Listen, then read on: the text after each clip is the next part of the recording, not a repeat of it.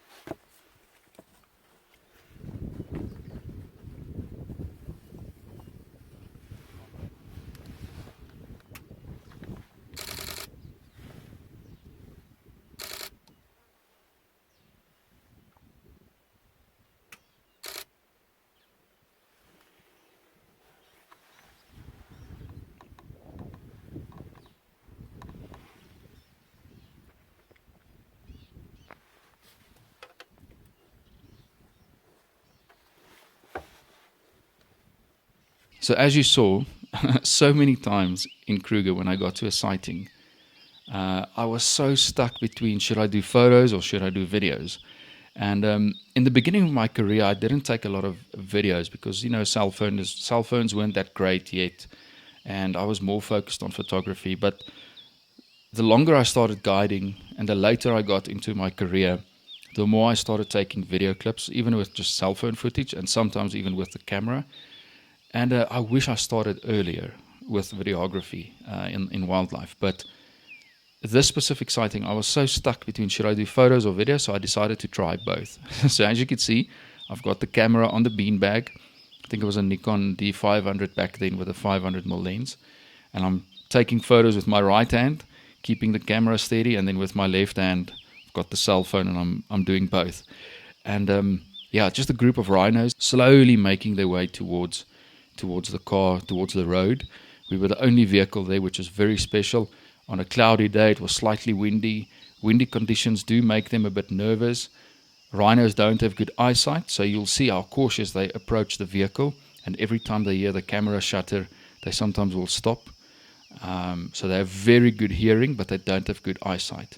So even on windy days, they can sometimes be a little bit more nervous because they wanted to cross the road. I was the only vehicle there. We didn't disrupt them or block them in any way. They were just being cautious. And then obviously, I wish I had a mirrorless camera back then so that the shutter didn't make a noise, but unfortunately, I couldn't avoid that. And so they slowly just progressed towards the road, and eventually they crossed the road, but I think I stopped the video just before they crossed. And yeah, these specific rhinos I saw in Kruger. The specific sighting was south of the Luvuvu River and north of the Crocodile River. So if you know Kruger very well, you will know exactly where this is. I'll show you on a map. South of the Luvuvu River and north of the Crocodile River. So yeah, obviously we're not allowed to give away the specific location. That's obviously been a rule, amongst public and guiding for many, many years now. So yeah, so every time I see stories about poaching and rhinos being poached, it just takes me back to the days where, there were times where I did game drives in Kruger, and in an entire day, I saw more than 50 rhinos in total. And over the last few years of my guiding career, sometimes we went a week or two without seeing a single rhino. And that really, really broke my heart, because they are such gorgeous animals, obviously part of the big five, and such gorgeous animals. And yeah, I'd like to share just another video that I found on my phone.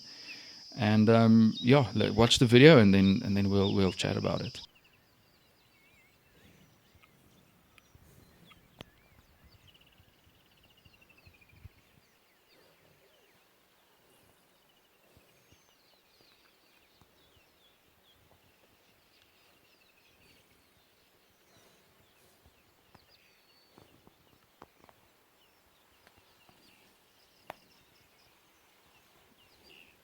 So this video, we literally just came across a little crest downhill, and the rhinos were just sleeping next to the road. And so many times we used to see that in the early days of my career, and just being in the presence of these majestic prehistoric animals, and observing them from such close range without disturbing them, is pure magic. So this entire episode was just me wanting to share a bit of background on the rhino situation, and hopefully, things can change and the demand for rhino horn can stop, and hopefully the rhino population can thrive again in future, because I'm concerned that they'll go completely extinct. And my kids one day might not even know what a rhino looks like in real life. And that's a very, very sad situation to think about. I mean, imagine South Africa not having the big five anymore. Big four without rhinos. That's not cool. And also, you cannot replace a rhino with something else on the big five. That's also not right. That's not going to mean anything. So yeah, hopefully you guys enjoyed this. And in the comments, please share some stories of maybe some really cool rhino sightings that you might have encountered. And yeah, just back to that first image, the defend image. So during my time in the Sabi Sands, the rhino one with the defend was the first one I took. And I made a mission out of it to go on, every time I go tracking, to take one picture like that with each of the big five. And I did end up getting one with elephants. I got one with a buffalo. I got one with some really lazy lions sleeping, and then obviously got one with a leopard. That was a quick one, literally just ran past, and I had to get my phone out and get the timing right. But yeah, all five of the images should have been on the screen by now. So yeah, that was just a very special achievement for me to just get those 5 images, each one saying defend, because even though rhinos are the endangered ones, the ones under so much threat, all of the big 5 need to be defended, and all the animals need to be protected. So just before I finish this episode, I remembered there's one more sighting that I want to share with you guys.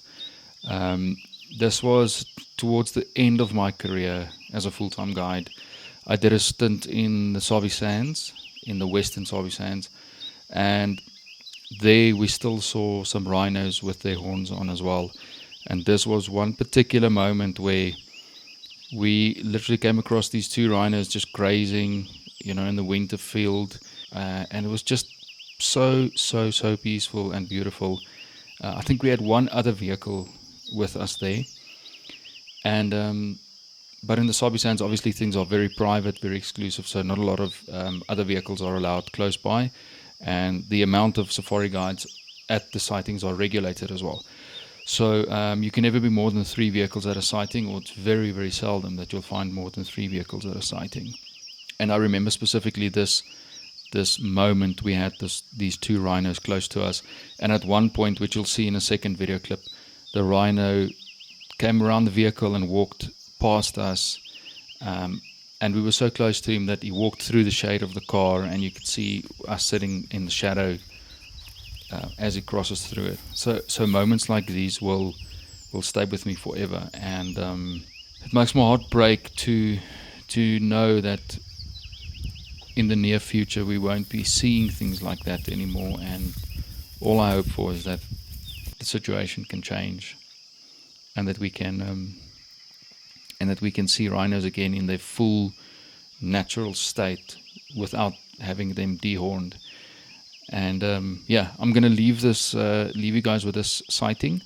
So thank you for watching, and stay tuned, because there will definitely be a follow-up episode with a very special sighting that I'll be sharing with you soon. Thank you for watching, and stay tuned. Cheers.